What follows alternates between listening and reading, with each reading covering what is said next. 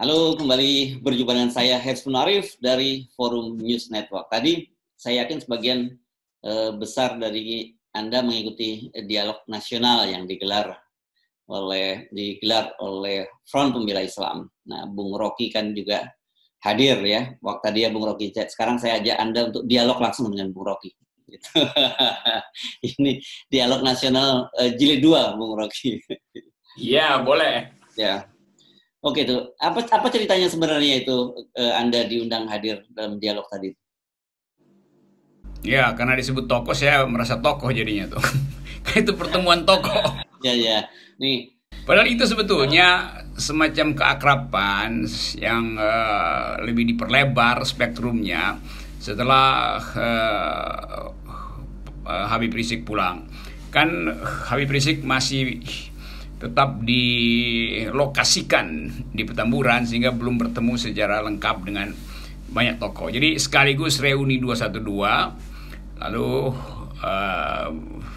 banyak tokoh diundang untuk kasih pendapat. Saya kasih beberapa poin kecil di situ untuk mengingatkan bahwa yang kita perlukan adalah merapikan barisan supaya bisa berjalan di jalan perubahan, bukan lagi jalan Petamburan, bukan lagi jalan Atmajaya, tapi di jalan perubahan. Iya.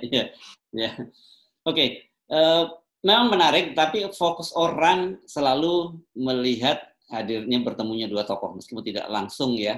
Ada Gatot Nurmantio dengan Habib Rizik Syihab gitu yang selama ini orang sebenarnya meraba-raba itu bagaimana sih hubungan keduanya ini. Tapi kalau dari acara tadi clear gitu ya, kelihatannya hubungan antara keduanya, Bung Rocky. Itu hubungan ya sebut aja, dua pemimpin oposisi yang berupaya untuk memastikan bahwa ada kesempatan baru bagi Indonesia untuk memulai perubahan yang damai, perubahan yang bermutu. Tapi temanya tetap perubahan itu. Tetap revolusi akhlak dan merawat Indonesia dengan aspek moral, kan itu pikiran dari Gatot dan pikiran dari Pak Rizik Syihab. Nah, saya menganggap bahwa pertemuan tadi itu merupakan momentum yang melibatkan banyak pikiran baru. Dan kita dengar bagaimana Habib Rizik menerangkan satu upaya untuk memanfaatkan persaudaraan yang dia sebut ukhuwah di tingkat global, di tingkat nasional, dan tentu dengan komunitas agama itu. Lalu saya ingatkan bahwa juga ada persaudaraan baru, yaitu mereka yang beroposisi melalui YouTube. Itu juga adalah persaudaraan itu. Saya beri nama itu ukhuwah YouTubia. Wah, di antara. Ya. Wah, dahsyat ini. Ya kan tadi ada 3 kan disebut ya. Jadi ukhuwah basyariah dunia gitu, ukhuwah watoniyah sesama anak bangsa, kemudian ukhuwah Islamiyah. Jadi Anda menambah lagi ukhuwah YouTubia begitu ya. Nah, ini menarik itu. Persahabatan di antara para pengguna YouTube, karena disitulah sebetulnya politik diperlihatkan secara terang-terangan. Karena di luar YouTube kan politik dikendalikan oleh hegemoni, oleh mainstream, istana, buzzer segala macam tuh.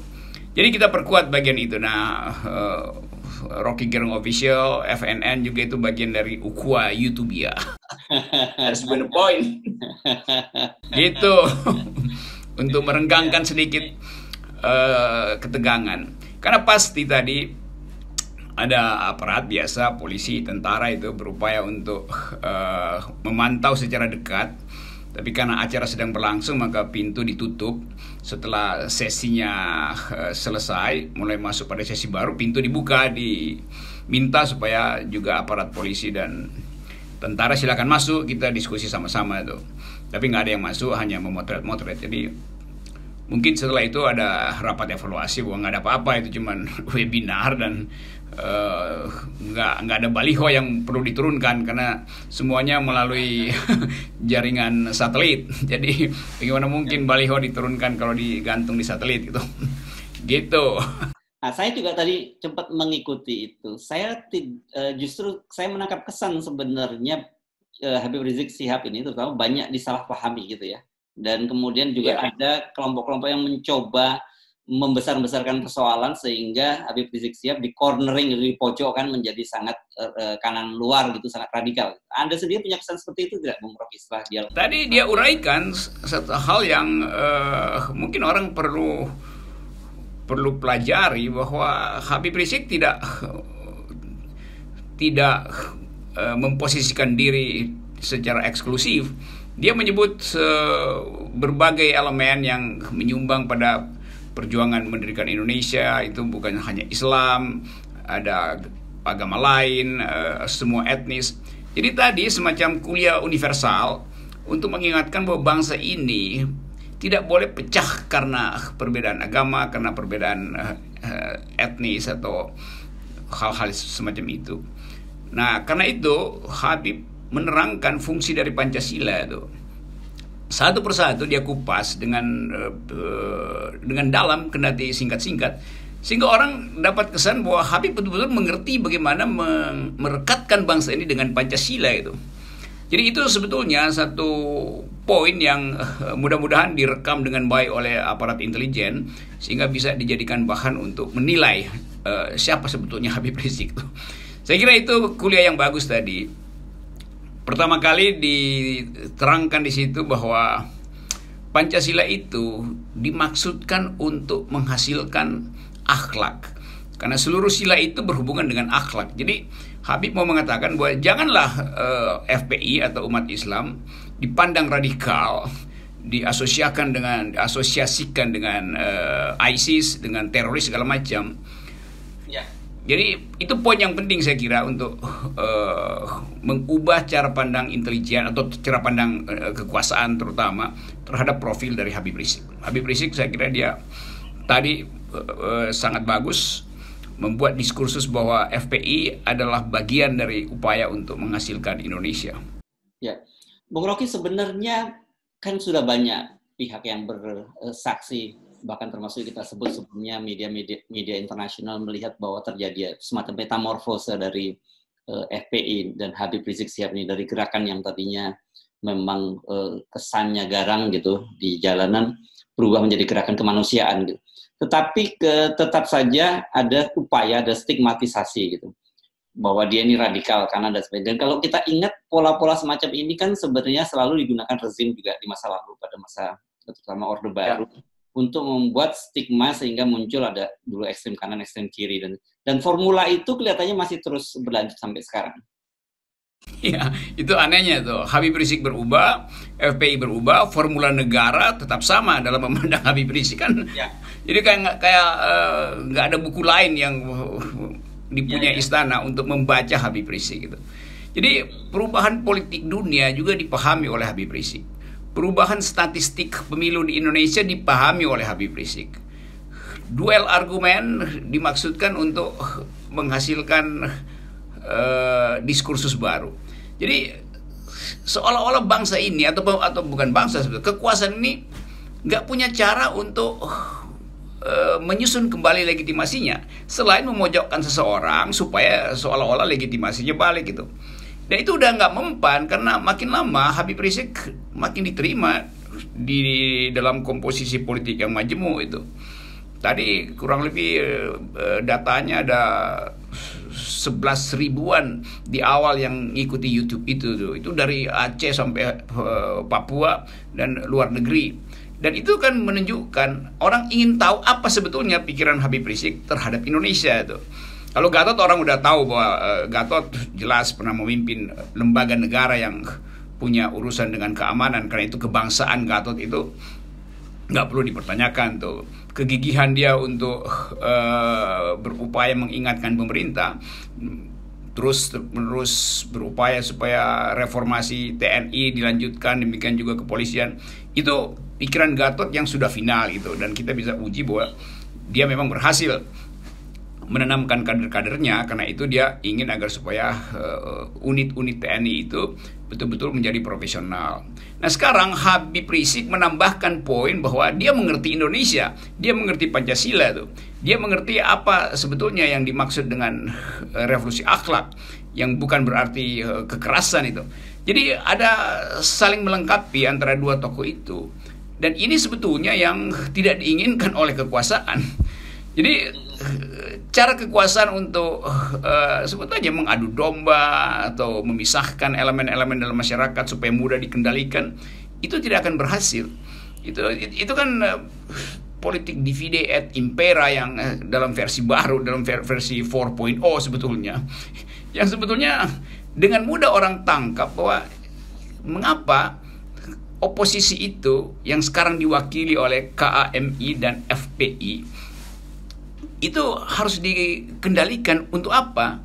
Kan nggak ada kriminal yang dibuat oleh FPI, nggak ada makar yang dibuat oleh KAMI. Jadi orang sekarang mulai paham bahwa kekuasaan itu nggak punya manual baru untuk membaca keadaan, yang ada adalah manual lama itu. Gitu tanggapan saya. Ya, artinya apakah bisa kita simpulkan sebenarnya yang disebut politik aliran itu justru sekarang pemerintah yang menggunakan itu, gitu. Karena selama ini kan selalu stigma politik aliran itu selalu dinisbahkan pada kelompok-kelompok Islam. Tapi sekarang justru pemerintah yang menciptakan itu karena mendorong itu, karena seperti Anda sebut tadi, kelompok-kelompok ini ingin menyatu, tapi pemerintah malah mendorong adanya perpecahan. Ya, itu namanya politik aliran ketakutan, politik aliran kedunguan, politik macam-macam aliran ada di istana tuh. Dan sungguh sangat disayangkan itu ada peluang beberapa tokoh dari istana diundang tapi nggak ada yang hadir kan. Pak Mahfud oh gitu, ada yang diundang ya? Hadir. Ada Mahfud MD diundang kan. Juga beberapa tokoh pemerintah sebetulnya. Jadi kesempatan untuk dialog ya tidak berhasil. Yang ada adalah dialog di dalam oposisi. Kan mestinya dialog antara oposisi dan penguasa sebetulnya kan. Tapi penguasa nggak ada yang datang itu. Ya, tapi mungkin kalau Pak Mahfud kita pahami suasana kebatinannya gitu, karena kemarin kan rumahnya baru dikepung gitu, nanti takut lagi hadir di sini juga dikepung pemikirannya gitu. Saya kira harusnya sebaliknya, Pak Mahfud harus bicara itu. Kan diundang, jadi ada kesempatan untuk menerangkan keadaan sehingga juga teman-teman di Pamekasan itu bisa ikuti uraian Pak Mahfud. Kan justru di dalam forum itu Mahfud punya kemampuan untuk mengucapkan bahkan kritik atau evaluasi keadaan, sehingga orang langsung dapat kesan atau dapat inspirasi tentang apa sebetulnya yang harus dilakukan supaya nggak ada demonstrasi yang bersifat intimidatif gitu.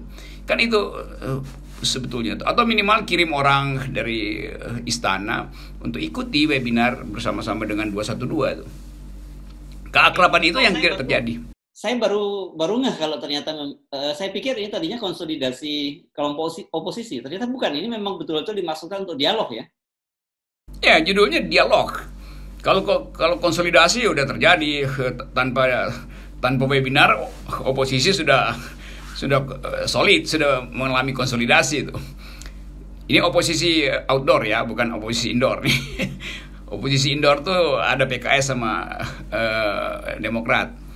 Jadi terlihat bahwa kelompok ini, kelompok FPI atau 212 khususnya itu, tetap dicurigai oleh kekuasaan.